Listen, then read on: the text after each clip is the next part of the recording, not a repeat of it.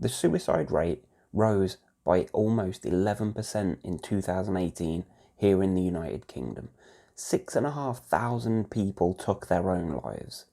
That's 6,500 people that were failed.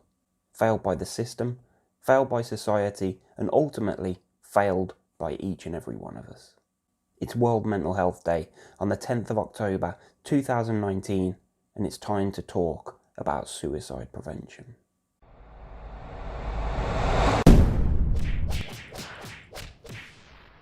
Now, I know I had no plans to talk about mental health here on my YouTube channel, but when it comes to suicide prevention, I feel that I have to try and do my bit.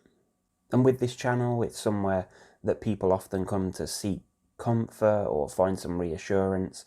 I feel that it's only right that I try and just share my thoughts on suicide, and especially here in the United Kingdom.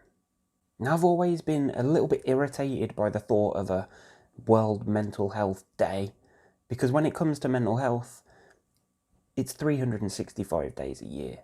If you're suffering, you don't get to pick and choose a day that you want to talk about this. This is in your face every single day. But what days like these do offer is a talking point, and come October the 10th, the whole world will be talking about mental health. And yes, you'll see celebrities piping up on Facebook and politicians all across the news talking about how they're going to change the world. But let's be realistic here. They've been saying this stuff for years, and the statistics show that the number of people suffering with poor mental health are still rising rapidly. And even more alarmingly, the statistics for suicide are increasing. And not just in young men. The number of suicides are rising in the UK across the board. So why is that? Well, I'm not an academic, so I won't be giving you any long drawn out scientific reasons, no quoting funding and healthcare policies. But what I will give you is how I see it, the reality. The pressures of modern society are horrendous.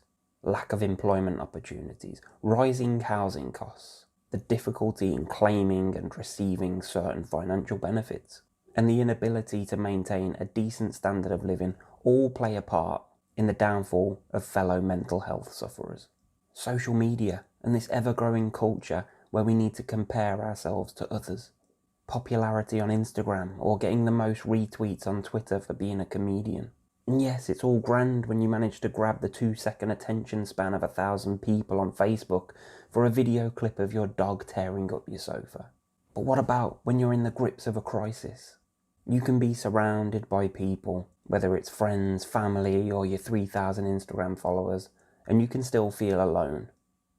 And when you do feel alone and isolated and too afraid to speak out through fear of being judged, where do you turn?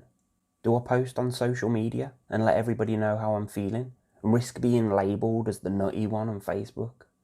Do I reach out to my friends and family, ask them for help? Even though they're going through the same problems that I am? Why can they cope and I can't? Do I go and see my GP, get some more medications that really aren't hitting the spot? Or do I call the mental health crisis team? But what if I get sectioned? What if they declare me as crazy and lock me up for good? What if I got no job? What if I got no friends or family to turn to? I'm isolated at school. My GP doesn't seem to understand me. I can't afford to pay the bills that are coming through the door. I'm being singled out at school and being picked on because I got cheaper trainers than everybody else. I drink too much. I can't afford to feed my children. I can't afford to clothe my children. I can't afford to keep my children and myself warm. It's no surprise to me that people choose to take their own life when all of these possibilities come up. And it doesn't just stop when you solve one issue. For some, it's just a non-stop barrage, one thing after another. And the pressures just add up and add up. And the life that people lead when they contemplate suicide as an option is one that not many watching this can even begin to contemplate. The darkest of times call for the darkest of thoughts. And when the option of suicide begins to enter your mind, it's time to reach out for help. And I don't care who to either. Whether it's on Twitter to your 12 followers, in the local cafe, to your friends, to your teacher, to your parents, even strangers. You know, suicide even affects people that might not be going through these difficult life circumstances. Sometimes it might appear to us on the outside that people are living their best life, and then they're gone in an instant, and we know nothing about how, when, or why they made the decision to take their own life. Nobody, yeah, I repeat, nobody is immune. The rich and famous, the poor and vulnerable are all susceptible to suicidal thoughts. So, what can we do? If you think somebody is struggling, talk to them. If you think that someone is lonely, give them a call. If you can see someone who looks down in the dumps, pick them up. Take a few minutes out of your day and do something good for someone else. And you might not be able to pay their bills or find them a job or solve their housing crisis, but you can lend an ear. We all need to play our part in what's fast becoming a suicide epidemic. The numbers tell us that this problem is not going away on its own, no matter how many charities the Royals set up.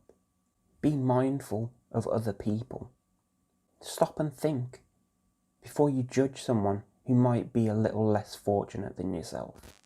We are all breathing the same air.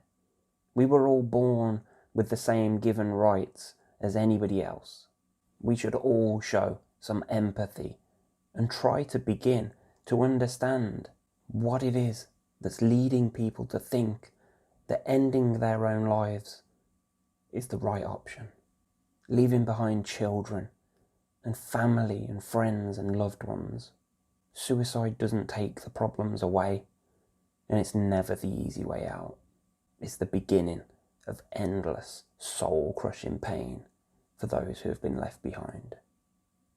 And if you contemplated suicide before, or you know somebody who might be in a precarious situation who is maybe susceptible, call Samaritans on 116 123 here in the UK.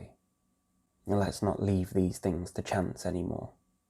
Let's actively make a difference and change the way we think about people who might be struggling.